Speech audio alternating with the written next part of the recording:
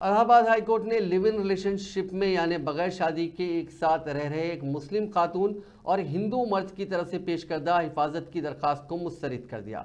अदालत ने कहा कि खातून की कानूनी शादी खत्म नहीं हुई है और तलाक का कोई सबूत पेश नहीं किया गया।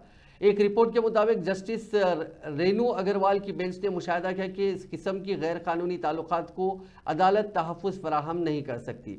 ने शरीयत के मुताबिक कानूनी तौर पर शादीशुदा मुसलमान औरत किसी दूसरे मर्द या हिंदू मर्द के साथ नहीं रह सकती। अदालत ने कहा कि लिव इन रिलेशनशिप में रहना शरीयत के मुताबिक ज़िना और हराम है। इसके साथ अदालत ने दरख्वास्त गुजारों पर 2000 रुपये का जुर्माना भी आयद किया है। रिपोर्ट के मुताबिक 26 साला मुस्लिम खातून और 25 साला हिंदू नौजवान ने अदालत में इस बुनियाद पर तहफ़्फ़ुज़ की दरख्वास्त दायर की थी कि वो दोनों बालिग हैं और अपनी मर्जी के साथ रह रहे हैं। खातून ने यह भी कहा था कि उसने अपनी 5 साला बेटी के साथ अपने शौहर का घर छोड़ दिया है क्योंकि वो आदी शराबी था जो अक्सर उसे मारता पीटता था।